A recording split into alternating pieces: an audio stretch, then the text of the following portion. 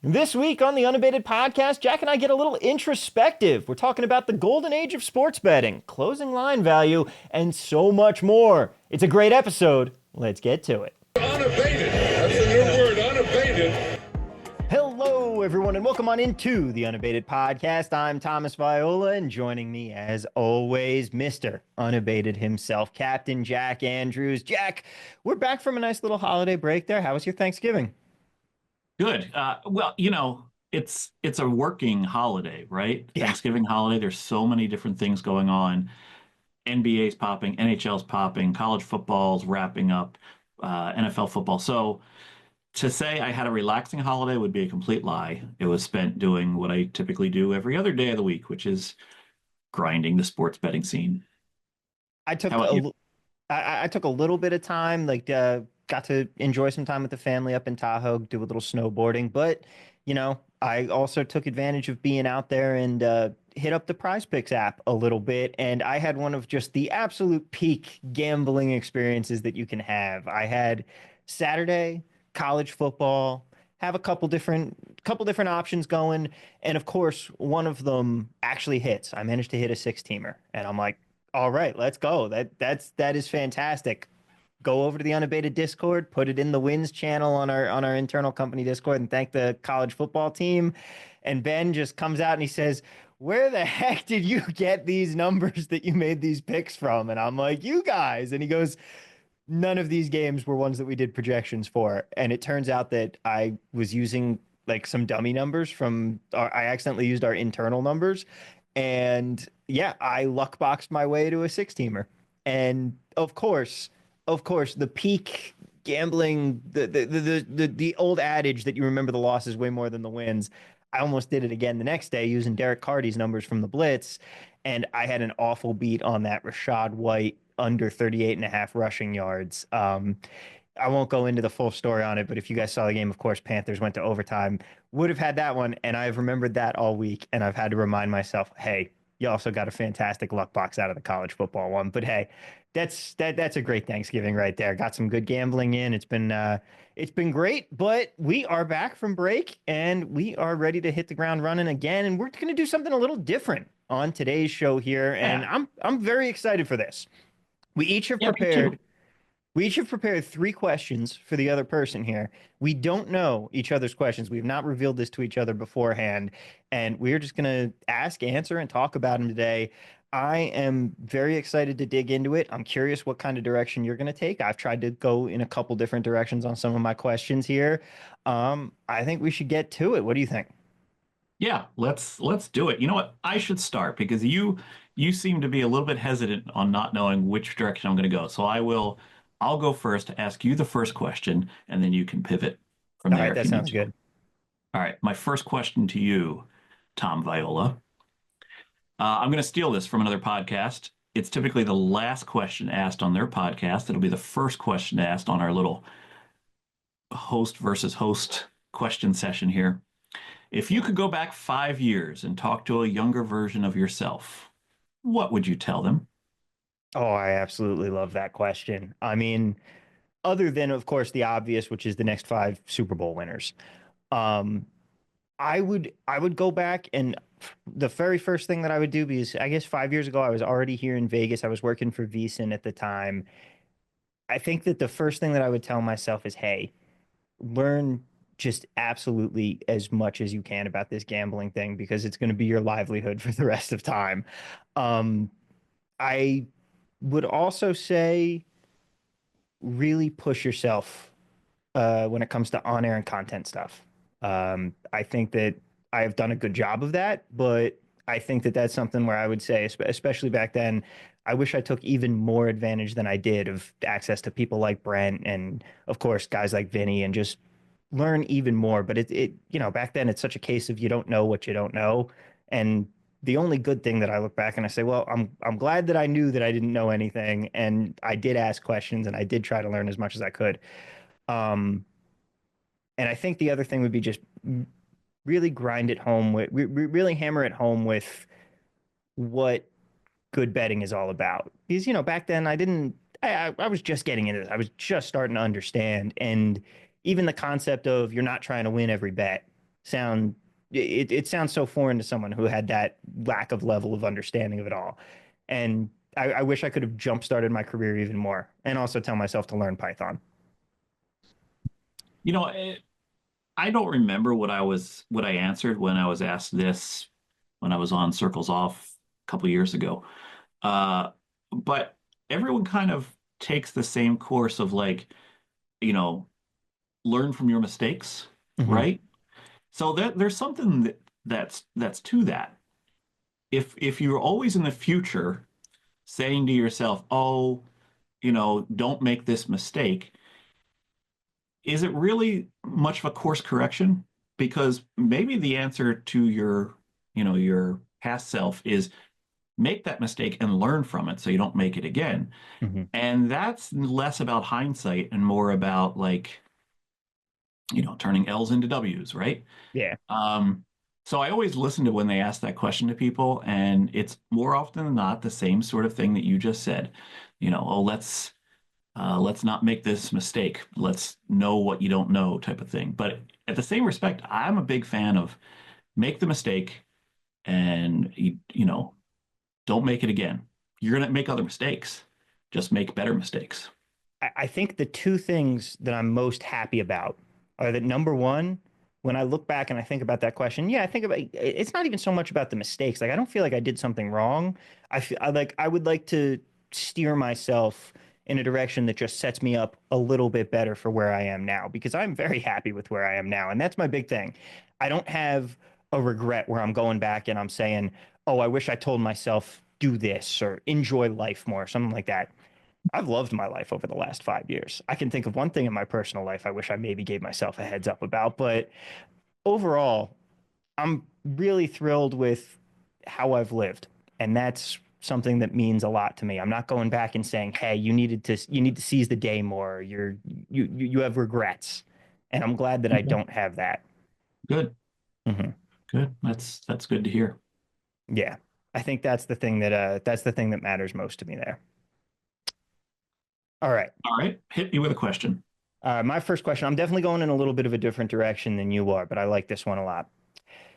What would happen to sports betting as a whole if a critical mass, let's say maybe 30% of people who are square whales were to subscribe to Unabated? And I don't mean just they have an odd screen account now. I mean, what would happen if they went and they said, "Okay, I'm turning sharp. I'm learning how to do this." Nothing. Nothing. Nothing, no change. Because here's the reason. There is new dead money walking into this industry every single day. It's also why, like, sometimes I'm the old man shaking his fist at clouds when I'm saying that these sports books are not being run properly by, focusing on just the recreational bettor and throwing out the sharp bettors. More people turn 21 every day, and maybe they don't have the bankroll for it, but they're already hooked in because at 18 they can play DFS and they have the brand awareness. It's a slippery slope into sports betting these days. Literally, it's like the giant slide at the amusement park. Good luck not just tumbling down it because there's so many forces at work to just draw you in and have you exist in that sucker land. Case in point, you're not a sucker, but you hit that 6 team parlay at Prize Picks. Yes, that is the most EV optimal combination you can play, but I guarantee you now will be playing a lot more of those. You are probably a little bit hooked on the dopamine charge that you got from winning that bet. That's how most people are. And you scroll social media and you see this person turned $10 into $128,000 by predicting the method of first basket and who would score it in 3 different NBA games last night, which is actually a tweet that I read today. That is pervasive in the industry, is this mentality that, it's so easy to win life-changing money. So even if you were able to flip the whales, the big bettors out there, I don't know how long of a leash they would have at these recreational books once they got flipped. Hopefully, it would be longer. But the sports books aren't losing money because the sharp bettors are around. The sports books are losing money because they're choosing to lose money by prioritizing marketing over dealing a fair game. And their grand plan, we all know it, is, to do this long enough until they can get iCasino going, and then it's a much easier game for them. They don't have to worry about anybody being sharp. And sad to say, I would love it if the top 30% of whale bettors all subscribed to Unabated and really believed in it, but I don't think it would make a difference in the industry. Now, how about for maybe not in the industry as a whole, because like you said, there's new dumb money coming in every day. But how about for people that do what we do? How about for people that are trying to do the top down method? Do you think that we like would we be tanking way more markets? Would we be having a really seeable impact if you have all of a sudden these massive bettors who are coming in and hammering these edges, or would they get limited just too fast? Yeah, that's an even better question. Mm-hmm. I'm not sure. I do think there would be some edge erosion out there if there were more and more people doing this. But one thing we've always found with Unabated, and not to turn this into a commercial, but every time somebody says, "Oh, there's an angle," there's five other people that are doing five other different things in the same sport as their angles. Unabated is not about like, here's the bet, go bet it. This is our pick. Unabated is about, you have this, you bring this to the table. We have these resources and tools, and we help you find the best possible bets out there, whether they be in an alt market, whether they be on a main side or total, whether they be in a prop market, on and on and on.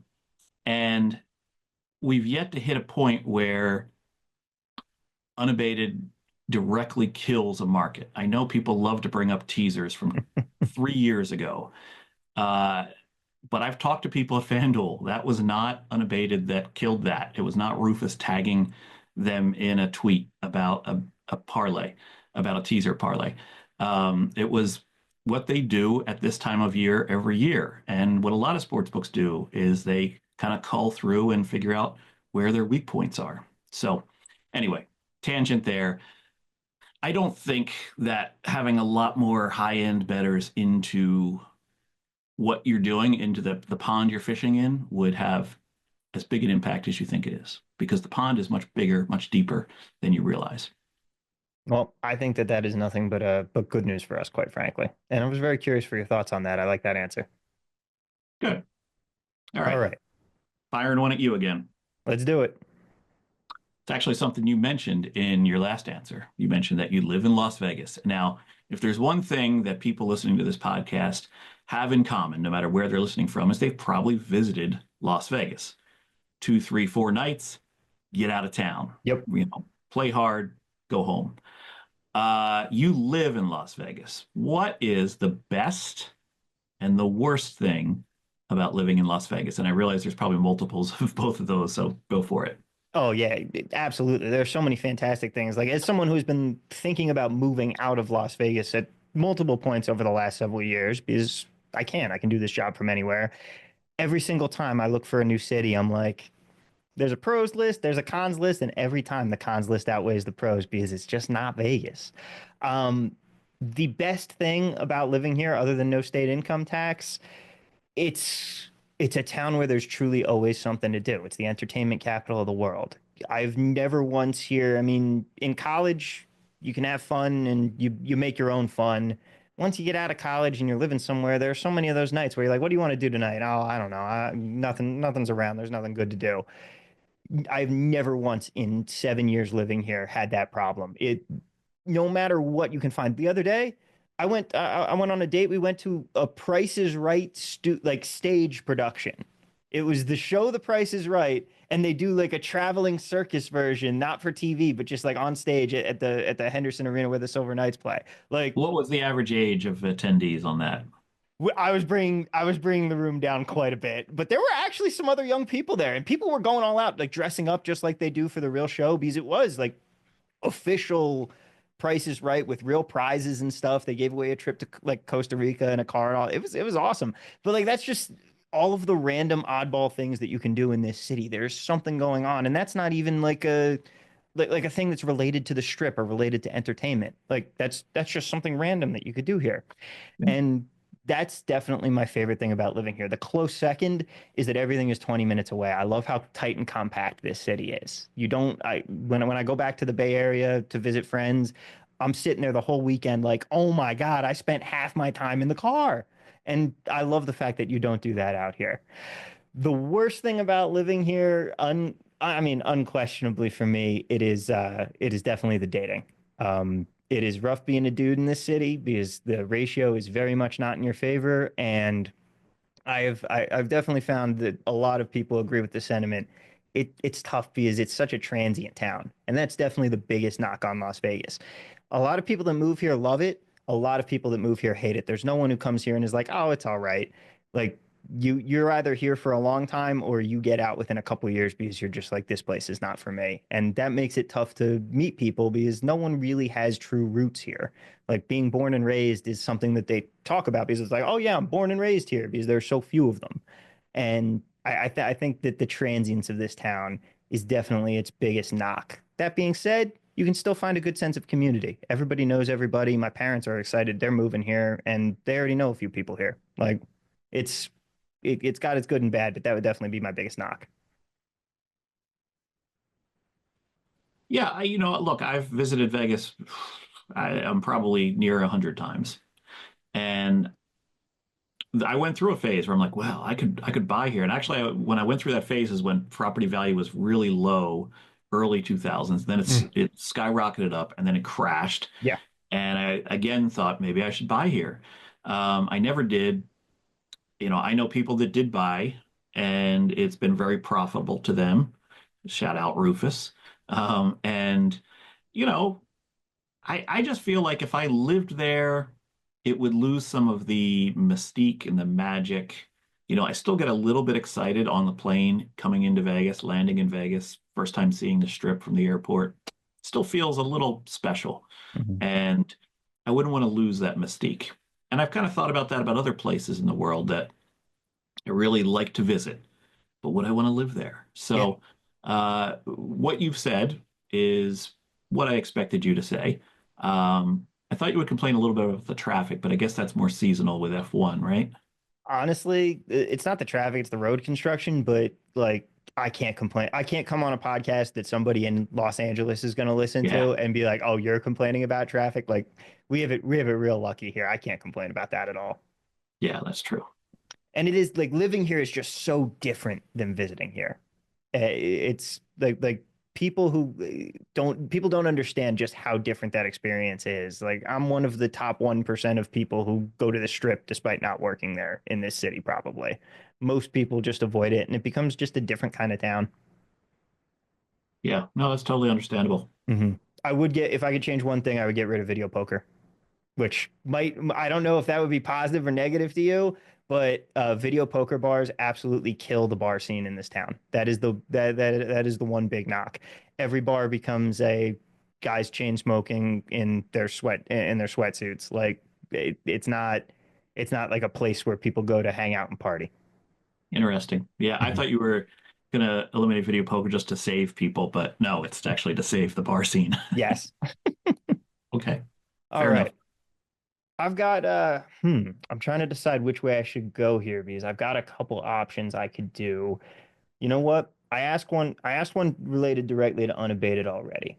So I don't want to go that route. I'm going to ask you, what era of sports betting would you describe as its golden age? Is it right now? Is it 30 years ago? Have we not hit it yet? And if not, what would you think that would look like? Wow, that's legit a really good question. Ooh, I could make a case that every era has been the golden age of sports betting. I could make a case that every era has been the dark ages of sports betting. Um, let's step through them, and maybe I'll come up with an answer. I go back to the 70s, and I think I've told you this before, but I feel like I was born at the wrong time. I should have lived in the 70s. And there's a lot of people that like the 70s, like fashion was awful and your car was had its own zip code and it was just bad time. No, I think the 70s, one of the reasons I like hanging out with Roxy Roxborough is because he'll tell me stories about the 70s, and it just seems like a really fun time to be alive, especially to be self-employed in the 70s.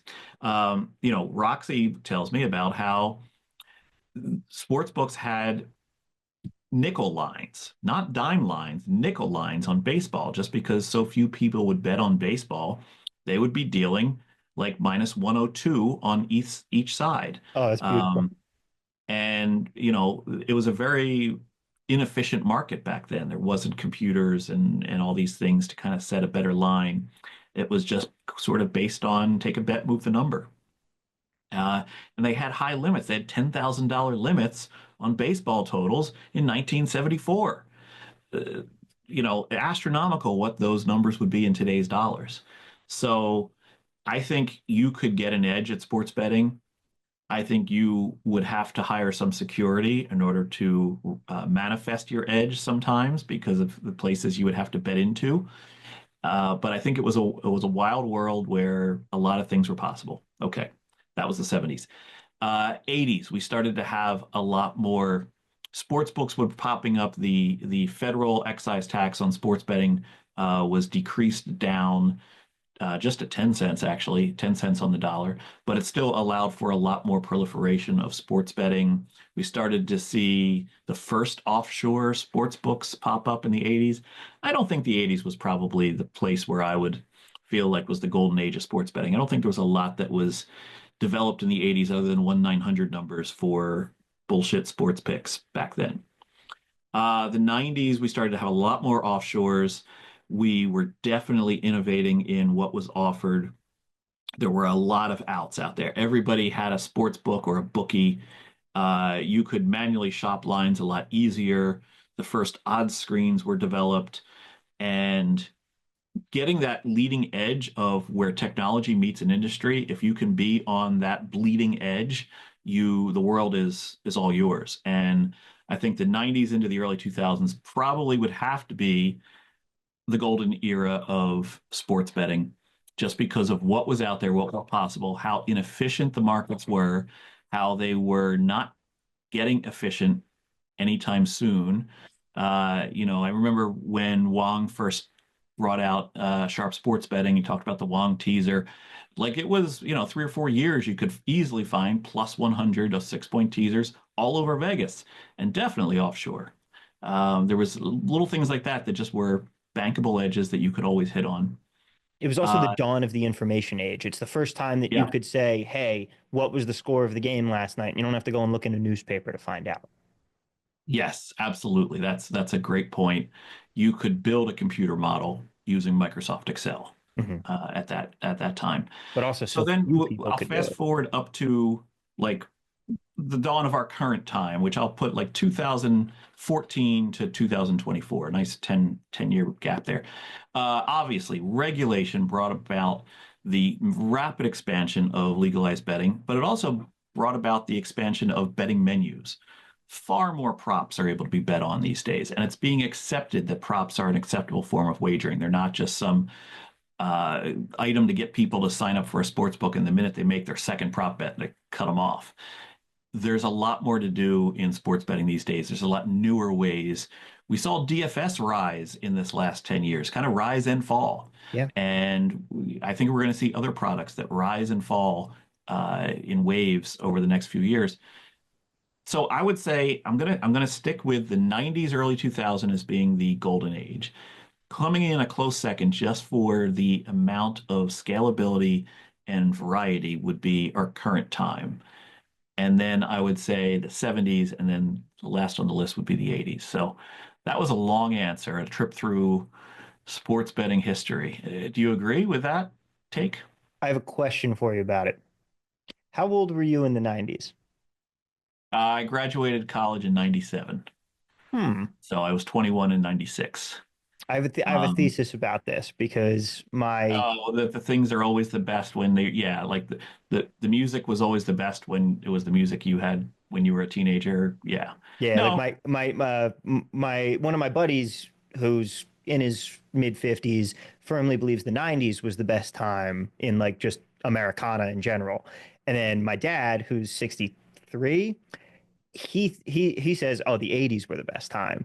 And so yeah, I have a little bit of a theory about that. I was born in 1975, so you can do the math and figure out how old I'm going to be next year. And I think the 70s were the coolest. So I Mhm. kind of blow that theory a little bit. A little Uh, bit, but I mean, the 70s were absolutely an awesome time. I'll even agree with that. But I think I agree with your take on the golden age of sports betting. It was a time when the information age was upon us. Like I said, you had easier access to information, but it wasn't too easy yet. It wasn't at the point where I can go online right now and find the advanced on base percentage of every right? minor league baseball player out there. Like you had to still work for it, and it rewarded that work at a way that, yeah, I feel like you have to work a little harder or at least be more creative now in order to get the same results because, those old edges have dried up and you have to go and find new ones. And it's not that that's more difficult now, but you have to start getting more creative with it. Hmm. Yeah. And also just imagine trying to sports bet in the 70s. Like, you have no idea. Like, news does not travel. I have seen pictures of Roxy's car, which would just be only described as like a total pimp mobile. To imagine just driving around Las Vegas, the town is, fairly small. Having that kind of charisma that Roxy has, driving in this pimp mobile, pulling up to the sports book, walking in, making a 10 dime wager on, a baseball total, and then going on to somewhere else and, shopping lines. And yeah, I don't know. Maybe it would grow tired quickly, I don't think but so. If you could choose to be like, this is not my third question to you, but if you could choose to be any person, like have the life of any other person in the sports gambling world, it's very hard not to pick Roxy. He has lived one of the most incredible lives you could think of. absolutely. Close second is Rufus, though. Yeah, Rufus is definitely up there. As we're recording this, Rufus is on a plane to Fiji, and then he's Yep. going to Australia, and then Tanzania, and then Bali, and that's just December. Hmm. So, yeah, he's one of a kind as well. Yeah. Which brings me to my third question for you. If you were to try and game the Fiji seat bid system, that was an incredible tweet. I am very jealous of him going to Australia, though. He better send me Neil pics. Well, the best part about that was the person that replied, "Okay, now that you've gained your seat, take a survey of everybody else and find what their winning bid was." And Rufus might just do that. I don't know. Oh, Just absolutely. Also, might you go will know. around business class writing Yep. down what was your bid? What was your bid? Also, if you're listening to this podcast and the thumbnail of it is Roxy outside of his pimp mobile from the 70s, you will know that I was successful in getting him to send us a picture of that. So hopefully that's our thumbnail for this episode. I'm I don't have high hopes, but that's what I want it to be. I'm putting that on the record right now. I can help with that. Perfect. All right. All right. My third question to you. You have come a long way, Tom, in your sports betting journey from when I first met you. And I'm just curious, do you see yourself becoming a professional gambler? Why or why not? I don't think so. I maybe it's a little bit of just that imposter syndrome that just sticks with you no matter what you do. Because, like, first off, I'm not here and I'm certainly smart enough to be able to say that I'm nowhere near the level of a guy like you or Rufus. Like, I have no qualms about that. I just feel like there's still so much that I don't know, and there's so much more that I need to learn. And I also just don't know if I truly want my life to live and die on the betting market. I don't know if I want to go through having months where I have swings of like losing months and not making any money. I love the fact that I get to keep it as a side hustle and I get to do all of this great stuff that we do at Unabated. Um, I don't know if I'm built for the life of truly only going through by betting. I think the thing that could most change that be like I've done thinking about, the post unabated world, hopefully in an era where we have made this company into something incredibly successful and we all made $1 trillion, in which case I am just retiring to an island and never hearing from anyone ever again. But like one day down the road when I'm in my 40s or something like that, I still think that the ultimate goal is I would love to host a betting show on a major network, whatever TV looks like at that point. Like I my goal has always been I want to be sharp enough that the sharps look at me and they go, "Okay, this guy's not an idiot. He knows what he's doing. He's not the greatest better in the world, but he's way better than everybody else that's out there on TV giving out picks and giving out terrible advice." I'd like to be that person. Who knows exactly what happens with it one day? Who knows what the future holds? I I'm think that not if sure. I'm not sure you ever gain the respect of all the sharps, no matter who you are. yeah, I have learned that on the course of this journey as well. The fact that there are people out there who believe Rufus is a fraud is hilarious to me. People Yeah. believe you're a fraud. Like things people want to believe whatever they want. It's hilarious. But I think that the determining factor for me will be if I can get to the point where I'm truly spotting my own edges, where I'm able to get in and think about things and really break down that puzzle. I don't feel confident in my ability there yet. If I can get to that point, things might change and I might say, okay, I can actually do this as a professional living. That's that's my big goal to get over. And I'm just every bit of knowledge that I try to amass is to get to that point. Yeah, and I think you've done a you know, I see your progress more than most because we have a lot of private conversation and late night texts and things like that.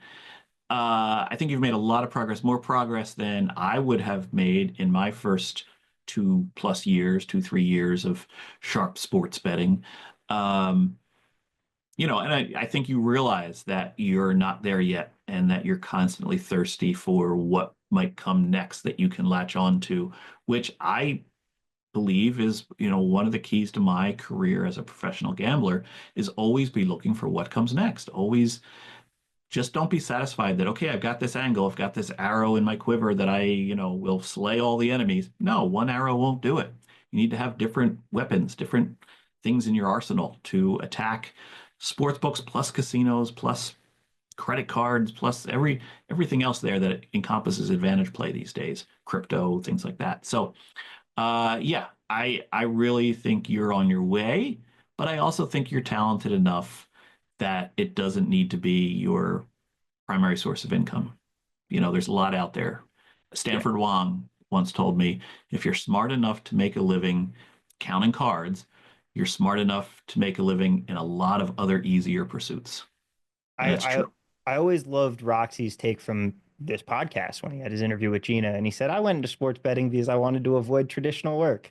And I remember back when I was in college and I had an internship at Johnson and Johnson because it was literally this kid's doing a unpaid internship and needs to make money this summer, so he's working at his dad's company. Literally that scenario. And at the end, we had to do a presentation all about it.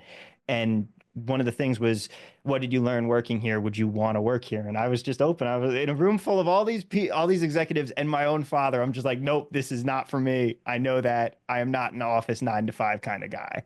But like, and we're digging into the psychology of Tom on this podcast, which I did not expect here. But I think that my imposter syndrome runs so deep where it pushes me to always be better, but it also I try and use it to my own advantage and say, hey, this is what's keeping you humble.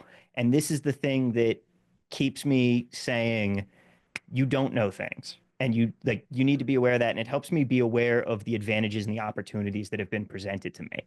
Like in life in general, I always have the mentality of you're not going to look back at the end of the day and say, I wish I took more naps. Like if it's why I end up at my buddy's concerts at 4 in the morning on a Saturday night. It's gonna feel like hell the next day, but it's living life and it's doing that. And in sports betting, it's allowed me to be able to not be that guy who is, the young kid who comes in here like a lot of these people on Twitter who start immediately touting and thinking that they're the next great, and then the next Billy Walters, even though they don't even know who Billy Walters is. I'm so lucky that I'm able to say, hey, I have a ton of advantages. Like no one else gets the access to someone like you to pick their brain and be able to learn everything that they can. And I get to learn from so many incredible, brilliant people like you, like Rufus, like Doppy, like so many different people in this space. And I am so lucky that I get that. And I also will be absolutely damned if I look back in 40 years and say, wow, I wasted that opportunity. Okay. Yeah. All right. We got deep on that one. Yeah. Well, I've got. here's one quick thing about that. You said we were Mhm. digging into the philosophy of Tom, but we're not like there's people that see themselves in you, there's people that see themselves in me. So when we go into that sort of thing, there's people that relate to that. Mhm. So it's not just this self-gratification. Yeah. And I love that. I mean, my favorite part of Bet Bashes every year is the people that come up and say, "Hey, listen to the podcast and thank you guys so much for what you do. Like you've taught me so much and I've learned so much." I That's the best feeling in the world. I love that people enjoy what we're putting out here. And please tell more people about it. We'd love to grow even more. All right. Jack, my final question for you here. Let's see. I have two different routes that I can go. I can go the introspective Jack, or we can talk a little bit about something that I think might have a little bit of alpha for people, at least give them some sports betting advice on our sports betting podcast. I'll let you pick. Let's go with the latter there, as long as it's not how not to get limited. Deal. Okay. All right. Is closing line value still the indicator top-down bettors should use to measure success? Are you more worried about head fakes and market manipulation in this current climate, or do you think that their level of prevalency has not changed? All right. So, my argument on closing line value has always been that it's a guidepost, not a guardrail. In other words, you can't lean into it and it take you to where you need to be. And also, closing line value really only applies to efficient markets. And as our friend Andrew Mack has pointed out time and again, is sports betting markets are not efficient markets. They just tend towards efficiency, and some tend towards efficiency more than others. And, something like the NFL, the NBA, those are robust markets that are somewhat efficient. You just have to, we have this great NBA service now, and seeing the news, and Justin Fan gets the news out before anybody, before Underdog, and seeing how it affects the market ripple, the wave effect of up and down is pretty amazing to watch. And you see how efficient the NBA sides and totals and the NFL sides and totals can be. But that same efficiency doesn't play to props. Like you know that they put out that news and the prop market just may swings wildly, or it, doesn't notice it right away, or it notices it too late. There's not that same efficiency there. Now, the poster child for the head fakes lately and for getting, get having EV without CLV is obviously the college basketball market. Mhm. And the problem in the college basketball market is that the sports books, the market making sports books, are still too timid on this market. Circa has basically doubled their limits in overnight and early day college basketball this year, which is good, but it's still not enough.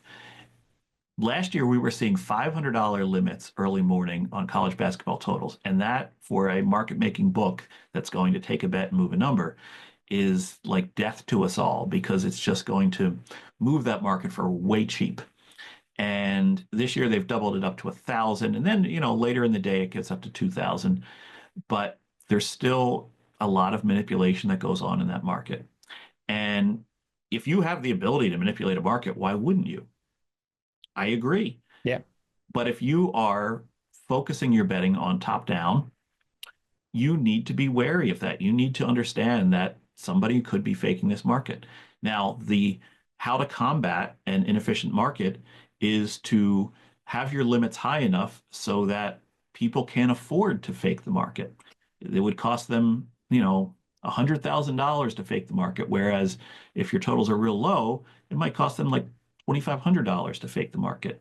And then later, as it gets closer to game time, they can go around and hit a bunch of different books and get down 25, $50,000 on a market, uh, and that their action is so late that it doesn't really move the line, and they're getting EV without CLV.